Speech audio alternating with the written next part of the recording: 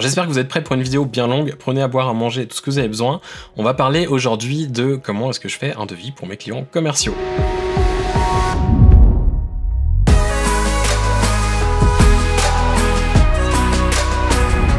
Dans une précédente vidéo, je vous avais parlé de droits de diffusion ou de reproduction ou d'utilisation, pourquoi ils étaient importants autant pour le client que pour nous, et comme ça maintenant vous devriez plus ou moins savoir de quoi il s'agit. Si c'est pas le cas, je vous laisse la vidéo juste en dessous en description, et comme ça vous pouvez aller cliquer, la regarder et ensuite revenir avec nous ici. Le seul problème avec cette vidéo, c'est que je vous avais pas du tout parlé des tarifs. Bah oui, je vous ai pas donné du tout d'estimation de combien est-ce qu'on facturait à un client. La raison pour laquelle j'avais coupé comme ça, c'est qu'en fait je voulais dédier une vidéo, qui est celle d'aujourd'hui donc, à la création d'un devis pour des clients commerciaux. Comme ça, on va parler aussi des licences d'utilisation, mais pas que, on va élargir un petit peu et créer un devis de A à Z en parlant un petit peu de tout ce qui pourrait rentrer dans chacune des catégories et pourquoi est-ce qu'on inclut tout ça sur un devis pour un client commercial, alors que pour des clients privés, on ne le fait pas forcément autant détaillé que ça.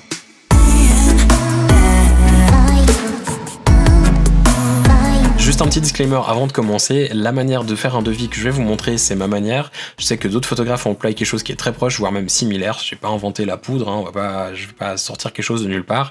Je sais aussi que les prix que je vais vous montrer sont des prix qui existent réellement, parce que ce sont des prix que des clients que j'ai ont déjà payés, et même des devis que j'ai perdus. Je les ai montrés à d'autres agences de com que celles qui m'avaient mandaté pour ce devis, et m'ont dit que j'étais pas du tout à côté de la plaque, et que même des fois certains trucs étaient un petit peu en dessous de ce qu'ils pouvaient faire sur le marché. Donc ce que je vais vous montrer, c'est pas des prix qui sont stratosphériques, c'est pas des choses qui sont absolument irréalisables, irréelles, c'est des choses qui existent réellement et que vous pouvez faire. Et oui, je sais que je suis en Suisse, mais certains jobs que j'ai eu, c'était pour des campagnes qui étaient internationales, donc c'est pas des choses qui vont se limiter à moi en Suisse tout perdu. Surtout que je pense qu'en termes de job, en France ou en Belgique ou en Angleterre ou peu importe où vous vous trouvez, il y en a certainement même plus que ce que j'ai ici en Suisse, surtout en parlant français et anglais, je parle pas allemand, donc autant vous dire que certains jobs en Suisse sont perdus d'avance.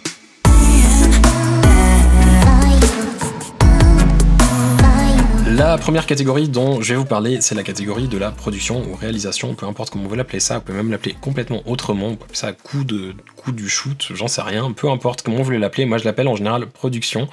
Et en fait, dans cette catégorie, je vais mettre absolument tout qui n'est pas relatif à mon job, c'est-à-dire que je vais inclure les différents corps de métier auxquels je vais devoir faire appel, je vais inclure les différentes choses que je vais devoir payer, mais c'est pas du tout ici mon salaire, c'est pas ce qui va me rentrer dans ma poche, c'est en fait simplement des coûts que je vais prendre et que je vais transmettre à mon client, parce que c'est des choses dont j'ai besoin pour réaliser un shoot. Des exemples ici, on pourrait avoir un maquilleur, un coiffeur, un styliste, on pourrait avoir un styliste donc pas que pour les habits, mais styliste pour les accessoires, un accessoiriste, on pourrait avoir un styliste culinaire, on pourrait avoir absolument plein de choses différentes, quelqu'un qui crée un décor, ça peut être absolument tout et n'importe quoi, n'importe quel corps de métier vous avez besoin. Pour vous donner quelques exemples ici, je vais vous parler plus de ce qui me touche moi, parce que c'est vrai que bloquer une route, c'est pas quelque chose qui m'arrive tous les jours, donc je vais pas vous dire comment ça se passe. Par contre, je peux vous parler de maquilleur, de coiffeur, de styliste, d'assistant, de digitech ou de ce genre de choses, ou éventuellement même de retoucheur. Le retoucheur, on va y revenir plus tard, parce que personnellement, je le casse pas trop dans la case production, sauf s'il est sur le set le jour du shoot. Dans des jobs que je fais habituellement, j'ai en tout cas maquilleur, souvent aussi coiffeur, parfois styliste, ça arrive de plus en plus, ça dépend un petit peu des jobs que j'ai. Quand j'ai une demande d'un client, généralement je vais contacter les personnes avec qui j'ai l'habitude de travailler, je vais éviter de prendre quelqu'un sorti de nulle part pour un job commercial, c'est un petit peu la mauvaise idée, sauf si on est certain qui fait du bon job, parce qu'on a eu des recommandations d'autres personnes. Autrement, c'est pas toujours la meilleure idée que de tester sur un job. Ce que je vais faire, c'est donc les contacter, leur expliquer le job, leur demander un devis par rapport à ça, et souvent quand on a l'habitude de travailler avec des personnes, on sait déjà un petit peu les tarifs qu'ils vont nous demander, ce qui nous permet d'accélérer un peu le processus. En termes de devis, pour des maquilleurs et coiffeurs, j'ai personnellement l'habitude de payer entre 500 et 1000 francs par jour. En euros, je pense que ça doit plus ou moins taper dans les mêmes tarifs. Je sais qu'aux États-Unis, ça tape plus ou moins aussi par là autour, entre 500 et 1000 $ la journée. Des fois un petit peu moins, ça dépend un petit peu des personnes avec qui on va travailler, du job, de la durée, etc. C'est clair que maquilleur, coiffeur et tous les autres corps de métier, c'est comme des photographes, il y a des prix qui varient et que forcément je peux vous donner une fourchette, mais ça peut être un petit peu en dessus ou un petit peu en dessous, ça dépendra aussi avec qui vous allez bosser. Pour ce qui est du stylisme, vous donner une fourchette de prix, ça va vraiment être compliqué parce que les stylistes, il faut savoir que ils ont besoin de temps pour aller chercher des habits, ils ont besoin de temps pour les nettoyer, pour les ramener, et des fois ils ont aussi besoin d'assistants pour payer, pour porter les habits, pour éventuellement donner un coup de steamer, les arranger sur le set pour les aider, parce que selon les shoots, il peut y avoir du monde et ça peut prendre un petit peu de temps que de faire un petit peu tout ça. Donc les prix, en tout cas des stylistes, pour ce que j'ai pu avoir d'expérience, c'est assez élevé, il faut pas s'attendre à payer 1000 € en tout et pour tout pour un styliste, c'est pas le job le moins cher que l'on va payer sur un shoot. En termes d'assistants Digitech, j'ai pour habitude de les payer la même chose que les coiffeurs et maquilleurs, donc là encore on tape entre 500 et 1000 balles pour la journée. En plus des personnes, bien entendu qu'il peut y avoir des choses à facturer. Parfois on peut se retrouver avec des fonds papier à devoir acheter, parfois on peut se retrouver avec du matériel à acheter ou à louer, on peut se retrouver avec un studio ou un lieu, et ça c'est tout des choses qu'on va facturer à notre client. Donc si je reprends depuis le début, le petit matériel, oui on va le facturer à notre client, on va pas juste inclure comme ça au bol un fond papier, non, si le client nous dit ok j'ai besoin de shooter sur un fond papier, telle couleur, on va le facturer au client. Si un client nous demande du matériel spécifique, ils ont besoin qu'on shoote au moyen format parce qu'ils ont besoin d'avoir des fichiers 100 mégapixels, on va louer du matériel et donc on va facturer la location du matériel. Vous n'allez pas facturer un achat d'un Phase One à votre client, vous allez facturer une location ou éventuellement ça se fait aussi des fois l'amortissement du matériel que vous possédez déjà. Certains le font, certains aiment pas le faire. Personnellement, ça dépend des jobs. Il y a des jobs où je le fais, il y a des jobs où je le fais pas. Ce que je facture en tout cas, c'est la location du matériel dont j'ai besoin et je m'assure toujours d'avoir du matériel de secours et c'est quelque chose que j'inclus dans mon devis.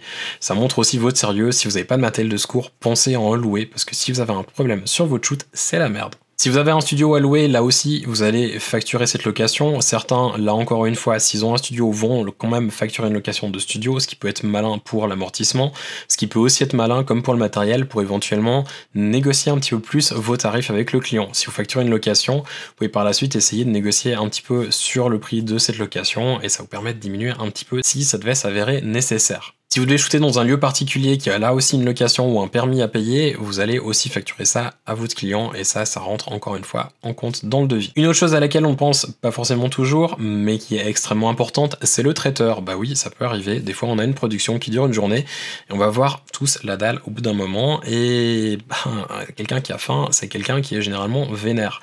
On n'a pas envie d'avoir des clients qui sont énervés sur le set, on n'a pas envie d'avoir des modèles qui sont énervés sur le set, on a encore moins envie d'avoir coiffeurs et maquilleurs qui sont énervés, parce qu'on se retrouve avec des pinceaux et des ciseaux qui vont voler, c'est pas du tout le but. Donc on va nourrir tout le monde. Quand je parle de nourrir tout le monde, c'est pas sortir 3 sandwichs de son sac, on va nourrir tout le monde correctement. À moins que le client forcément le fasse la demande de nourrir tout le monde n'importe comment. Mais c'est clairement pas le but. Nourrir comme il faut tout le monde, c'est le meilleur moyen de se faire une bonne pub sur un shoot. Ça peut paraître complètement débile, c'est peut-être pas forcément le meilleur moyen, j'exagère, mais c'est en tout cas un des meilleurs moyens. Si vous donnez bien à manger à tout le monde va être content et tout le monde va avoir envie de re-shooter avec vous. Des modèles qui mangent bien et qui sont tout contents sur un set, qui ont en plus leurs trucs qui sont parfaits comme ils veulent, ils sont végétariens, vous leur donnez à manger végétarien et super bon, c'est quelqu'un qui est intolérant à quelque chose, vous allez faire gaffe à ça et vous le donnez quelque chose qui correspond à ce qu'il a envie, va aussi être super content et va apprécier le geste. C'est quelque chose qui est important parce que si vous nourrissez bien, vous allez avoir certainement des retours, des recommandations, que ce soit des agences de com, que ce soit des clients ou que ce soit des personnes qui travaillent avec vous. Donc vous l'aurez compris, on liste absolument tous les frais qui rentrent en ligne de compte dans notre shoot. On va pas cacher des choses. Le but c'est d'être transparent avec notre client et d'avoir aussi des points sur lesquels négocier. Il faut que le client se rende compte de combien ça coûte pour organiser un shoot. Si par la suite ils disent ah finalement peut-être qu'on n'a pas vraiment besoin d'un coiffeur, c'est un petit peu superflu. Ok, on va l'enlever, ça nous permet d'économiser par exemple 700 francs. C'est pas un problème, simplement que voilà, il faudra que le client soit conscient qu'en termes de qualité, le résultat sera pas tout à fait le même, et c'est aussi quelque chose qui est important à communiquer.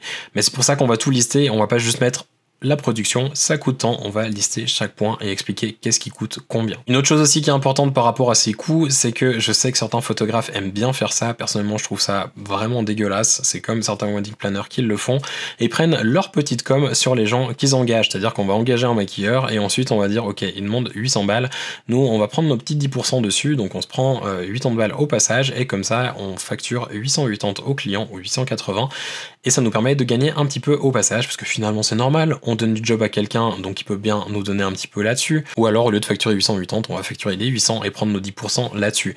Je trouve ça pas très juste, parce que finalement, si on aime les gens avec qui on bosse, on a envie de les payer le plus qu'on peut. Si un client est ok de me payer 880 francs, je vais donner 880 francs à la personne que j'ai engagée, et je vais pas garder 80 francs dans ma poche, c'est absolument débile, et je trouve ça vraiment dommage que de travailler de cette manière. Maintenant, bien entendu, que si vous avez envie de faire ça, et que vous avez envie de prendre votre com au passage, faites-le, amusez-vous, c'est génial, tant mieux pour vous. Perso, je préfère avoir des gens qui bossent avec moi, qui sont contents, et ensuite mettre ma marge ailleurs, c'est ce dont on va parler un petit peu après.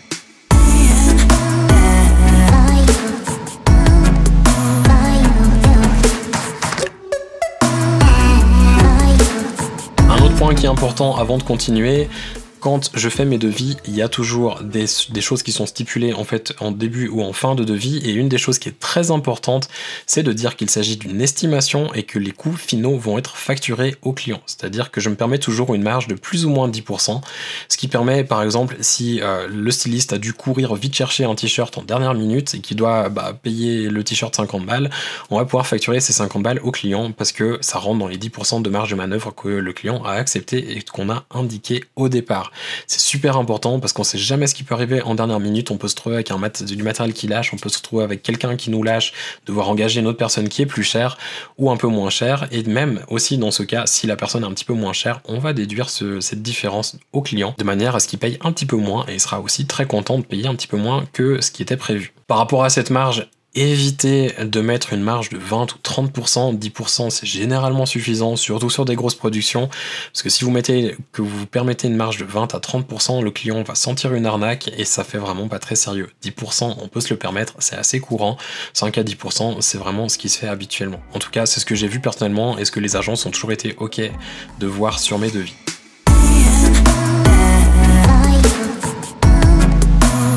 La chose suivante dont on va parler, ça vient en fait avant la production, c'est pas tout à fait dans l'ordre de ce que je mets sur mes devis, c'est juste pour avoir un ordre pour parler des choses les plus ou moins intéressantes. La chose suivante, c'est la pré-production.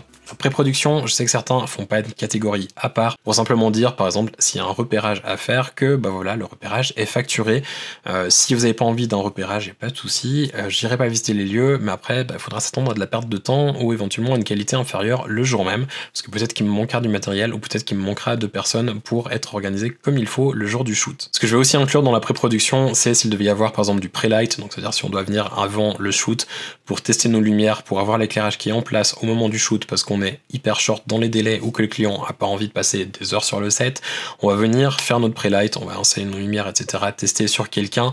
Et comme ça, quand les clients arrivent, que les maquilleurs coiffeurs sont là, que les modèles aussi sont là, on peut y aller, on peut shooter, on a tout qui est en place, on n'a pas besoin de s'amuser à bricoler avec nos lumières. En plus des pré-lights, ce qui peut arriver des fois, c'est qu'on a aussi un test à réaliser. Certains clients, ça m'est arrivé, me demandent un test, c'est-à-dire qu'ils me demandent d'avoir déjà une image qui est faite sur quelqu'un, ce qui correspond finalement plus ou moins à un pré-light, pour avoir une idée de ce à quoi la photo va ressembler. Donc ils me demandent finalement une sorte de spec shoot, où on va simplement réaliser le shoot tel qu'on l'imagine et qu'on le ferait, envoyer au client pour valider, et du moment où c'est validé, on peut attaquer le shoot, ce qui peut arriver des fois des semaines, des mois après, ou juste quelques jours après, ou le lendemain. Ça dépend un petit peu des shoots.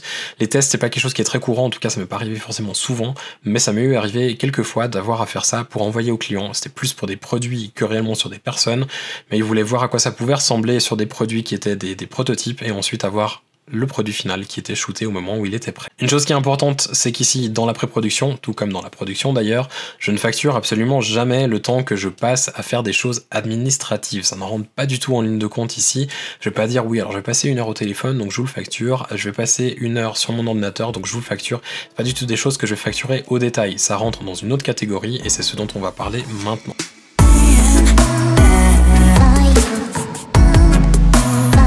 La catégorie suivante, c'est la création. Alors je suis désolé des termes, parce que je pense que les termes on pourrait trouver mieux, simplement que mes devis, généralement je mets les termes en anglais. Les agences de com avec lesquelles je bosse, en tout cas ici en Suisse, la plupart ont besoin de devis en anglais. Création, si vous avez un terme qui est mieux, les gens qui font de la photo commerciale, n'hésitez pas à me le laisser en dessous et à l'indiquer en gros, en gras et en clair, que les autres puissent mettre autre chose que création. Création, pour ma part, c'est en fait ce que j'appelle un creative fee. Frais créatifs, frais de création, c'est mon salaire en tant que photographe, qu'est-ce qui va rentrer dans ma poche.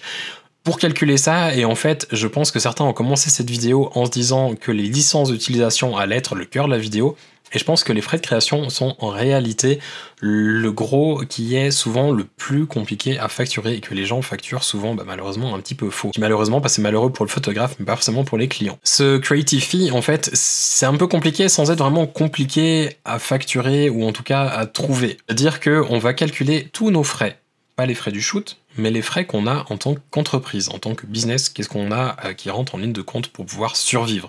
Combien on a besoin par mois, combien on a besoin par année pour arriver à faire tourner notre entreprise. Alors ici, ça peut être absolument tout et n'importe quoi. Ça peut être le prix de vos téléphones, de votre abonnement par mois ou forfait, ça peut être votre connexion internet, ça peut être votre site, ça peut être votre studio, ça peut être votre matériel, ça peut être n'importe quoi, tout ce que vous avez qui coûte pour pouvoir faire tourner vos entreprises, vous le mettez dans un tableau Excel ou un autre tableur, vous calculez combien ça vous fait et comme ça vous savez en gros combien vous avez besoin sur une année pour survivre. Par exemple, si on a besoin de, on va dire 30 000 € sur une année pour survivre, ok, on le note, on a besoin de 30 000 €. En plus de ça, maintenant, ce qu'on doit rajouter, c'est notre salaire. Parce que là, sur ces frais, on n'a rien qui rentre dans notre poche, c'est toutes des choses qui sortent de notre poche. Donc par exemple, si on a envie de gagner notre vie, on va dire, bah voilà, j'ai envie de gagner 90 000 €, donc 90 000 € sur une année, ce qui nous mène à un total entre le salaire et les frais qu'on a à payer sur une année, ça nous porte à 120 000 €. On a besoin de 120 000 € pour survivre et même pour vivre. Sur ces 120 000 €, en fait, pour calculer le creative fee, c'est pas hyper compliqué. On va calculer combien de jours on peut et on veut travailler. Je dis peut et veut parce que, des fois, il y a une petite différence entre les deux. Par exemple, au début, on est des fois un petit peu obligé de faire tout nous-mêmes. Donc peut-être qu'on n'a pas forcément les moyens de bosser 200 jours par année. Que du moment où on commence à être un petit peu plus avancé dans notre carrière, on peut commencer à engager des personnes pour nous décharger un petit peu de certaines tâches et ainsi pouvoir passer plus de temps à shooter et moins à faire d'autres choses. C'est pour ça qu'en fait, c'est important de prendre tout en ligne de compte dans les charges que l'on a sur une année, parce que ça peut être par exemple notre comptable, parce que quand on est tout seul, au début on fait notre compta, et par la suite après on a un comptable qui est quand même une charge. Donc c'est important de calculer tout ça assez juste, et du moment où on a donc notre montant, qu'on sait combien de jours on peut travailler et on veut travailler, parce que peut-être que certaines personnes ne voudront pas travailler plus que 50 jours par année, ce qui n'est pas un problème. Ce qui est important, c'est de calculer le nombre de jours où on peut shooter, parce que travailler c'est bien. Vous allez travailler, oui, vous allez être devant votre ordi à retoucher, à faire des choses. Vous n'allez pas forcément être sur le set en train de shooter pour un nouveau client. Ce qu'on veut, c'est répartir ses charges sur les clients. Donc si on peut par exemple prendre entre 40 et 50 clients par année, on va dire ok. Donc en gros, j'ai 120 000 € dont j'ai besoin par année. Je peux shooter 60 jours par année, ce qui fait 60 clients, ou en tout cas 60 jobs. Donc on va diviser nos 120 000 par les 60, ce qui nous rapporte à 2 000. Donc on sait que notre creative fee, pour qu'il soit bien, pour gagner le salaire qu'on veut et pour avoir les frais couverts qu'on a besoin de couvrir, on a besoin de facturer 2 000 € par journée. Et en fait, ces 2 000 € finalement, ils couvrent aussi les frais administratifs d'une certaine manière, dans le sens où on peut shooter 60 jours par année, pas plus, parce qu'on a besoin de certains jours pour retoucher, on a besoin de certains jours pour des vacances, on a besoin de certains jours pour faire de l'administratif, faire de la compta, faire différentes choses, et ça nous permet d'avoir, entre guillemets, des vacances payées, ça nous permet d'avoir notre temps administratif payé, le temps de création qui est payé aussi, il y a tout qui est payé, couvert par ça, si on fait nos calculs le plus juste possible. Ça peut paraître un petit peu bizarre, je pense que ça mérite peut-être une autre vidéo où je vais vous détailler avec vraiment un tableau de tout ce qu'on peut mettre pour que ça soit le plus proche possible de la réalité. Là, je préfère toucher un petit peu en surface le sujet pour aller tranquillement avec chacune des choses les unes après les autres. Si vous êtes un petit peu malin et que vous avez déjà fait vos impôts, je pense que vous savez exactement ce qui rentre en ligne de compte, parce que c'est finalement un petit peu ce qu'on met dans nos impôts, on met nos charges, on met notre revenu. Après, notre revenu, là, du coup, on doit le trouver, imaginer combien on veut gagner sur une année. Et c'est important aussi d'être ambitieux, de mettre un chiffre qui est assez haut, mais pas non plus d'être super ambitieux.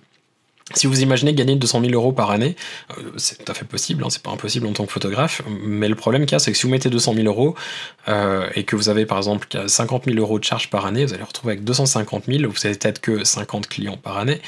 Les 250 000, il va falloir les diviser par 50. Ça nous ramène du coup à 5 000 € de creative fee par shoot.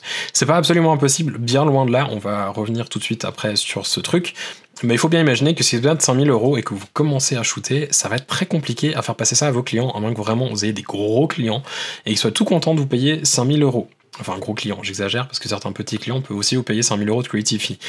Mais quoi qu'il en soit, 5 000 € à ses débuts, c'est peut-être un petit peu compliqué. Donc c'est bien de calculer le plus juste possible et d'être vraiment conscient de ce que vous pouvez faire, mais pas non plus de sous-estimer et de mettre un prix qui est trop bas. Parce que si vous facturez 1 000 € de creative fee, il y a peut-être certains clients qui vont vous regarder bizarre en disant ils facturent vraiment pas cher.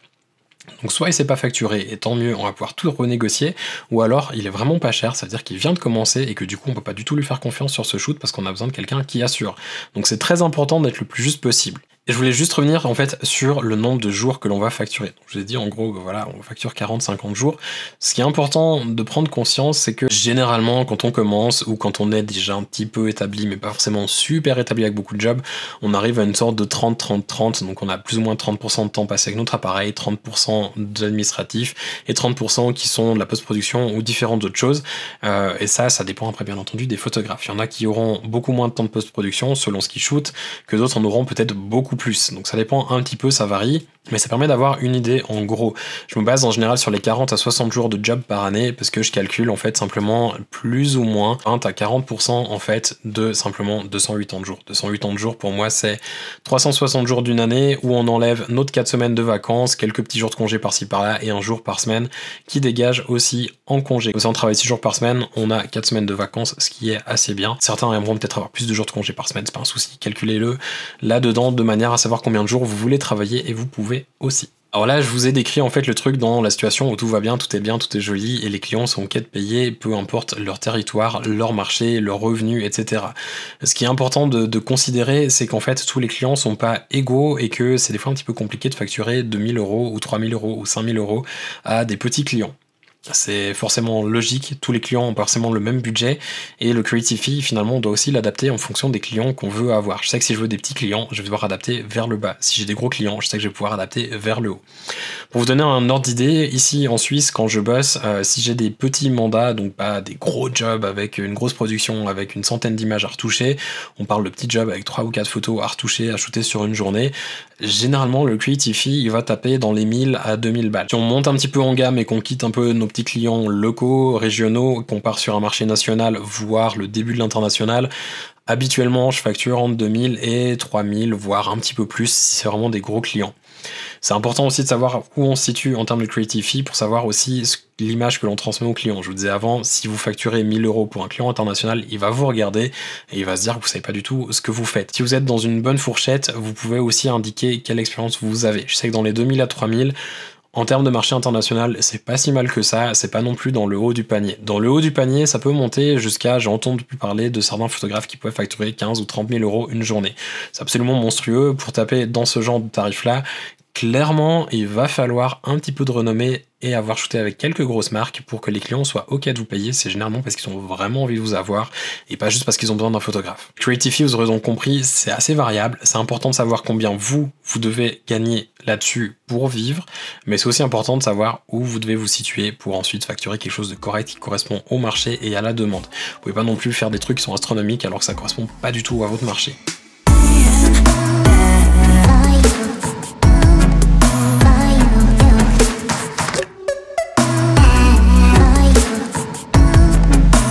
Vidéo que j'avais fait, elle expliquait en long et en large de quoi il s'agissait et qu'est-ce que c'était ces droits d'utilisation. Les licences, il y a plusieurs manières de les facturer. Alors il y a les gens qui le font au pouce levé comme ça au vent et qui voient combien ça donne. Je l'ai fait pendant un temps et clairement c'était un échec total. On est tout le temps à côté de la plaque et les clients savent pas forcément qu'est-ce qui se passe dans nos têtes. C'est une très mauvaise idée de le faire comme ça. Je sais qu'il y a des listes au niveau national dans différents pays qui existent. C'est pas mal. Le problème, c'est que c'est national et selon les clients, on peut avoir des habitudes qui sont internationales et du coup, on est complètement à côté de la plaque aussi. Surtout que les listes nationales, on va pas se le cacher, en tout cas ici en Suisse, la plupart des clients qui sont sur un marché national les connaissent absolument pas du tout. Donc j'ai essayé de me baser dessus pendant un temps, c'était un échec cuisant aussi. Certains clients avec qui ça passait, mais c'était assez rare et quand je parlais des listes, je savais pas ce que c'était. Après, il y a ceux qui calculent les licences en imaginant plus ou moins combien la campagne a dû coûter au client de la campagne. Donc en général, si un client vous dit ok, on va afficher ça dans la rue, ok, si tu vas afficher dans la rue, ça va coûter plus ou moins ça, donc moi je peux me permettre de demander tel pourcentage parce que c'est un gros client. C'est une manière de faire qui apparemment pour les gens qui le font marche très bien. C'est quelque chose que j'ai jamais forcément compris. Je préfère simplement me simplifier la vie et me baser sur des choses qui existent et que je peux lire avec mes yeux. Ce que j'utilise actuellement, il y a deux choses. En vrai, il y en a qu'une, mais je vous montre quand même deux choses parce qu'il y en a une qui est gratuite et il y en a une qui est payante. La première chose, c'est d'utiliser Getty Images. Getty Images, en fait, ils ont un calculateur qui nous permet de savoir combien facturer pour des droits d'utilisation. En fait, ça correspond à combien eux facturent à des clients. Ce qui est très bien parce que ça nous permet de dire ok, bah alors pour tel marché, pour tel support et avec différentes petites options et pour telle durée, ça va coûter tant au client. Par exemple, je vous donne un exemple comme ça. Je sais que plus ou moins, parce que j'ai pas le chiffre exact en tête, pour une station réseau social sur une année, je crois que c'est ça, sur une année, ça tape dans les 250 €. Ce qui est assez correct et ce qui est généralement ce qu'on facture à des clients. Alors après, ce qui est assez spécial avec Getty, c'est que par exemple pour les réseaux sociaux, ils facturent en fonction du nombre d'abonnés. Donc en dessous et en dessus d'1 million, il y a une différence et la différence elle est assez monstrueuse pour une différence finalement si on a quelqu'un qui est proche des 800 000 ou quelqu'un qui est largement au-dessus des 1 million, ça va être totalement différent, ce qui est un petit peu bizarre. Mais ce qui est vraiment très intéressant avec Getty, c'est que ça nous permet d'avoir une idée assez générale du prix et les prix sont assez justes. et ensuite de se baser là-dessus pour adapter par rapport à ce que l'on veut faire. L'autre truc que j'utilise s'appelle PhotoQuote Pro 7. C'est un logiciel, si je ne m'abuse, qui est allemand, qui coûte dans les 150 $, pas euros, mais dollars, ça doit être plus ou moins la même chose, qui fonctionne sur Mac et sur Windows. Il y a même, si vous l'achetez, une petite application, je crois, pour iOS. J'ai pas vraiment utilisé la version mobile, mais plutôt la version sur mon ordinateur, sur mon Mac. Ça marche plutôt bien, l'interface paye pas de mine, mais c'est vraiment très intéressant parce que ça nous permet d'aller très vite, de calculer les licences exactes, et ça nous donne même en fait une fourchette de licences. Donc on n'a pas comme sur Getty un prix fixe, on a une fourchette de manière à pouvoir l'adapter. Si on se dit ok, même si c'est le territoire par exemple suisse, je sais que voilà, si je tape dans ces prix là, ça risque d'être un petit peu élevé, donc je vais un petit peu adapter mon tarif et taper plutôt sur le bas de la fourchette que sur le haut. Par contre, si j'ai un gros client international qui a vraiment un gros budget, c'est une grosse marque du genre Nike, ok, je sais que je vais pouvoir monter plutôt sur le haut de la fourchette que vers le bas. Sur l'application aussi, il y a une chose qui est intéressante, c'est qu'on peut ajouter certaines options. Par exemple, si on doit rédiger nous les modèles release, si on doit par exemple nous obtenir les droits à l'image de la part des modèles, des mannequins, on va en fait ajuster aussi la licence, ce qui est important parce que généralement on paye aussi un droit à l'image au mannequin ou à l'agence de mannequins. Et du coup, voilà, c'est quelque chose qu'on peut prendre en compte ici aussi, à moins de le facturer déjà dans les coûts de production, au moment où on va aussi facturer le prix des mannequins. D'ailleurs, je n'ai pas parlé des prix des mannequins parce que ça varie tellement d'un pays à l'autre et d'une agence à l'autre que je pense que ça vaut même pas la peine de donner un tarif journalier ou des tarifs de droit à l'image. Alors l'application PhotoQuote, je ne veux pas m'attarder dessus. Si ça vous intéresse vraiment que j'en parle, n'hésitez pas à me laisser un petit mot dans les commentaires. Je vous fais volontiers une vidéo dédiée qui est plus une sorte de test où je vais vraiment pouvoir vous montrer comment ça marche, les différentes options. Là, vous avez eu quelques aperçus à l'écran, mais il y a d'autres fonctionnalités qui sont intéressantes où on peut en fait créer des contacts, on peut créer des licences dessus, on peut créer des devis, ce qui est pas forcément très bien fait à mes yeux, mais en tout cas on peut le faire si on le veut. Et il y a même aussi certains exemples de tarifs pour des jobs qui sont assez courants. Par exemple, si on doit faire des headshots, donc des portraits pour des entreprises, il y a des prix pour une demi-journée, pour une journée en fonction du nombre de personnes, etc. Et ça, c'est vraiment intéressant. Pour de l'archi aussi, il y a des choses. Il y a même une fourchette de prix qui est indiquée pour les photographes de mariage, qui d'ailleurs ressemble vraiment bien à la réalité. Et c'est assez intéressant pour ça aussi, si on fait plusieurs choses et qu'on ne sait pas du tout comment facturer et comment se situer. Ça donne une belle idée et c'est assez intéressant pour ça. J'ai d'ailleurs découvert ces options en faisant cette vidéo et je trouvais ça assez cool. Je sais qu'il y a une version d'évaluation, mais la version d'évaluation, il n'y a pas grand chose qu'on peut faire dessus. Donc si vous voulez voir un petit peu plus, je vous fais volontiers un test. J'ai juste envie de voir si ça intéresse ou non, sinon je vais pas perdre de temps à faire cette vidéo.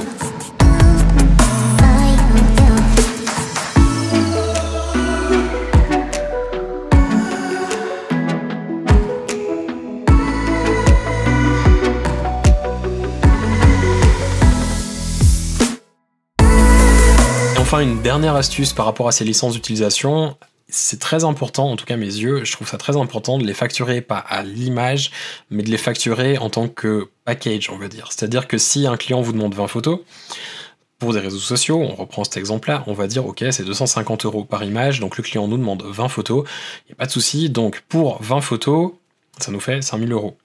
Jusque-là, il n'y a pas de surprise. Ce que je vais mettre sur mon devis, en fait, plutôt que de mettre, ok, c'est 20 fois 250 €, ce qui fait un total de 5000 €, je vais dire droit d'utilisation des images pour réseaux sociaux selon conditions spécifiées dans mon devis, jusqu'à 20 images, et ensuite je mets le prix une fois 5000 € et c'est indiqué sur le contrat. Ça nous évite en fait une chose, et ça m'est arrivé une ou deux fois, et c'est vraiment très con quand ça arrive, on a vraiment la haine, et c'est là qu'on comprend notre erreur, c'est quand un client nous vous engage pour un shoot en disant il y aura 20 photos, il n'y a pas de souci, c'est génial, c'est top, machin, ok, on fait notre shoot, on délivre les photos pour une validation et ensuite pour les retoucher, et le client revient vers nous en disant ouais, en fait finalement notre budget il a un petit peu diminué, et les photos, on n'a pas envie d'en avoir autant que ça, donc on va en employer simplement 4. Et là, si vous avez mis 20 fois 250 €, ça va se transformer en 4 fois 250 €. Et au lieu de gagner 5000 €, vous allez vous retrouver avec 1000 €. Et ça, c'est vraiment très très con. Alors là, forcément, que vous allez dire, c'est peut-être un attrape-nigo pour les clients. Oui et non. En même temps, si nous demandons 20 photos pour une station, on facture ça à notre client. Si le budget change par la suite, il y a un moment où c'est pas notre problème. On fait du business, on n'est pas non plus là pour faire du copinage avec tous nos clients. Donc c'est important de se rendre compte de ça et de facturer simplement un package où on va dire c'est 5000 € une fois pour les 20 photos ou jusqu'à 20 photos. C'est un mot qui est important, le jusqu'à, parce que des fois ça peut faire une différence aussi. Si c'est marqué 20 photos, point, ça peut être encore négociable le une fois 5000 € que peut-être que du coup le client va faire le calcul et vous allez être un petit peu embêté. Si vous mettez jusqu'à, bah, il pourra rien dire, c'est jusqu'à 20 photos, s'il en emploie 4, bah, il est toujours dans les 20, il pourra revenir par la suite vous redemander encore des photos en plus s'il en a envie jusqu'à atteindre les 20. Du coup, vous l'aurez compris, faire un devis pour des licences d'utilisation, c'est pas hyper compliqué, parce que du coup, si vous avez Getty qui est gratuit, ou alors Photoquote qui est à mes yeux un petit peu mieux, mais qui est payant, c'est super simple, que du coup, c'est simplement besoin de savoir pourquoi le client va les employer, donc quel support, pour combien de temps et sur quel territoire. Là encore, une petite chose que j'ai envie de préciser, c'est par rapport au web. Je vous avais dit, je crois, dans la dernière vidéo, j'avais dit, il y a certaines licences qui des fois sont un petit peu trompeuses, parce que souvent on croit que parce que c'est du web, ça va être forcément une licence mondiale. Et en fait, c'est pas forcément le cas, parce qu'en fait, ce qui est important de prendre en compte quand on fait des licences pour du web, c'est de prendre en compte le marché qu'ils vont essayer de toucher avec. Par exemple, on prend un exemple, si Nike me contacte pour me dire on veut faire une campagne en Suisse, donc Nike Suisse me contacte, pour faire une campagne sur les réseaux sociaux de Nike Suisse, je vais pas facturer une licence mondiale, parce que la campagne ne va pas être utilisée par Nike mondial, Nike international, mais par Nike Suisse uniquement. Du coup, on va facturer des droits nationaux, même si c'est pour du web, parce que le marché qui va être touché, les clients potentiels, ce sera vraiment des clients nationaux.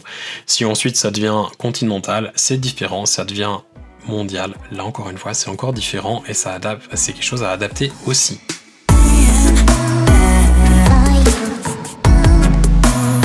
On arrive maintenant à l'avant-dernière catégorie. Elles sont peut-être un petit peu moins importantes, mais elles sont tout de même à ne pas négliger. L'avant-dernière dont on va parler maintenant, c'est la post-production. La post-production, c'est pas très compliqué. Certains clients vont vous demander des photos brutes, ça peut arriver. Il y a des agences qui veulent retoucher eux-mêmes in-house les photos. Il y en a qui ont leurs retoucheurs, qui vont engager des retoucheurs et qui vont pas vouloir que vous retouchiez. C'est pas forcément inimaginable. Il faut pas croire que tous les jobs commerciaux sont retouchés par le photographe qui a shooté ou par son retoucheur ou ses retoucheurs. Des fois, c'est les agences qui les retouchent, qui les retraitent par-dessus le photographe ou qui les traitent simplement ou qui engagent quelqu'un pour le faire pour eux. Ça arrive que le client le demande, il faut pas être surpris quand ça arrive. Autrement, dans le cas où c'est à vous à retoucher, bah voilà, vous allez simplement mettre le montant que vous voulez, combien vous demandez à l'heure, ou alors combien vous demandez pour la globalité du projet, ou alors le montant qu'un retoucheur vous demanderait. Par rapport à la post-production, la seule chose en fait que je voulais relever, faire ressortir, et qui est importante, parce que là vous donnez un tarif, ça sert absolument à rien, ça dépend tellement des retoucheurs avec qui vous bossez, du temps que vous prenez à retoucher et des jobs que vous faites. Quelqu'un qui fait du lifestyle va pas du tout facturer la même chose que quelqu'un qui fait du beauté ou quelqu'un qui fait du still life, donc ça a absolument rien à voir et je pense que ça sert à rien de donner des prix ici. Ce qui est juste important de bien comprendre par rapport à la post-production, c'est que si vous faites la retouche vous-même, quand vous allez faire votre devis, faites en sorte que le montant de la post-production, ça puisse couvrir le montant que demanderait un retoucheur qui ferait le même travail que vous, voire un meilleur travail, de manière à ce que si par le plus grand des malheurs, vous avez un accident, vous êtes malade, vous pouvez pas retoucher, vous avez les deux bras coupés ou j'en sais rien, vous avez quelqu'un qui puisse faire le job pour vous avec un même standard de qualité ou un standard de qualité plus élevé. Parce que si vous vous retrouvez à facturer un montant qui est hyper bas, parce que vous dites, ah, de toute façon, je vais le faire moi, c'est juste de l'argent bonus, parce que je retouche assez vite, je retouche assez bien, ça va bien. Si d'un coup vous avez un problème et que vous pouvez pas le faire vous, et que vous devez l'envoyer à quelqu'un et que vous devez sortir de l'argent de votre poche, vous allez être sacrément embêté. Donc ça, c'est vraiment quelque chose qui est très important, c'est que tout ce que vous facturez à votre client, post-production et même à autre chose d'ailleurs, que vous devez faire vous, facturez-le toujours à un montant qui permet de couvrir quelqu'un qui fait un job égal ou supérieur au vôtre, pour vraiment assurer vos arrières.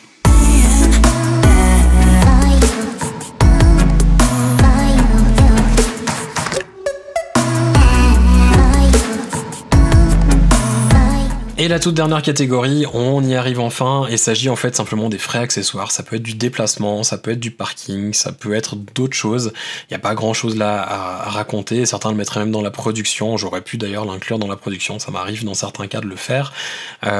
Simplement je l'ai mis à part, parce que dans certains jobs qui sont des jobs plus importants, ça peut arriver qu'on nous demande de voyager. Les jours de voyage en fait, c'est important de les calculer aussi, parce que je sais que les voyages, j'ai rencontré plein de photographes qui le faisaient, ils facturaient leur voyage, donc ils disaient ok, mon avion coûte 700 € pour l'aller, 700 € pour le retour, ça fait 1400, voilà, je vous facture 1400 €. Bah c'est bien, mais en même temps, c'est un jour que vous perdez à l'aller, c'est un jour que vous perdez au retour. C'est quand même normal que votre client vous paye en quelque sorte votre temps. C'est tout à fait logique et normal. S'ils ont envie de vous faire voler depuis l'Europe jusqu'aux États-Unis pour taffer, ils doivent aussi couvrir les frais du fait que vous pouvez pas travailler ces jours-là. Retoucher dans l'avion, oui, vous pouvez, peut-être au début, selon les jobs, je pense que c'est vraiment très compliqué de retoucher dans l'avion, donc vous n'allez pas simplement dire oui, mais pas de problème, au retour, je peux retoucher. C'est pas comme ça que généralement ça se fait. Habituellement, quand on a des voyages qui sont importants, pour ma part, je les facture à partir du moment où il y a plus qu'une demi-journée de travail. Je vais dire, bah voilà, c'est une journée, je peux pas travailler. Donc du coup, il y a quand même un dédommagement. Alors, allez pas facturer forcément un creative fee complet. Il y a des photographes qui peuvent se permettre de le faire. Je pense pas que c'est tout le monde. Pour ma part, je le fais pas en tout cas. Je facture un montant un petit peu plus réduit. Ça peut être le même montant qu'un assistant, ça peut être un peu plus. Ça dépend de ce avec quoi vous êtes à l'aise. Dans les autres frais accessoires, il peut y avoir éventuellement un surclassement en business class ou en first si on a besoin d'avoir des bagages en plus avec nous, ou alors éventuellement les suppléments pour les bagages justement, parce qu'on doit voyager avec notre matériel, ça peut vite être un problème. Une valise à 23 kg, ça fait pas beaucoup. Il peut y avoir du parking et aussi dans ces frais, une autre chose qui peut arriver, c'est des frais accessoires, des petits snacks, des petites boissons, des petits trucs last minute, mais aussi dans le cas d'un voyage, je l'ai pas dit tout à l'heure, mais ça peut être le per diem, donc un montant, un forfait qu'on facture à la journée pour couvrir nos frais de survie, c'est-à-dire boissons, nourriture, ce genre de choses, de manière à ce que on n'ait pas à sortir de notre poche parce que le client veut qu'on voyage, ça a lui aussi à payer notre nourriture pour les monts de voyage. Quand on facture ça, généralement on facture pas 10 € de manière à se payer un McDo, on va facturer quand même quelque chose qui nous permet de manger et de boire correctement sans non plus abuser et aller se taper des 5 étoiles. Avec tout ça, je pense que vous avez plus qu'assez d'informations pour faire un devis pour un job commercial. Si je peux vous donner encore un tout dernier conseil, c'est simplement de toujours penser à facturer vos licences d'utilisation. Je sais qu'il y a certains photographes qui les groupent avec le creative fee, qui facturent juste un gros truc sur une journée. À mes yeux, c'est un petit peu plus dur à négocier par la suite. Je préfère baisser mon creative fee et garder les licences d'utilisation au montant que je donne dans le devis pour éventuellement faire passer ça quand il y a des négociations, simplement parce que les licences, je sais qu'elles sont renouvelables ou quand elles arrivent à échéance, on peut re-shooter et que c'est plus agréable à renouveler des licences que à avoir un creative fee plus élevé qui est juste une fois et basta. Vous inquiétez pas, c'est pas parce que c'était la deuxième vidéo que c'est la dernière vidéo de la série. Je vous ai annoncé une série, ça va être une série. Je vais continuer d'autres vidéos sur ce thème. Je vais reprendre de mes devis et des factures que j'ai faites à d'anciens clients. Je vais les ressortir, je vais cacher un petit peu les infos des clients et je vais simplement les analyser avec vous pour en parler. Avec tout ça, il me reste plus qu'à vous souhaiter une toute belle journée. Donc je vous dis à bientôt. Ciao!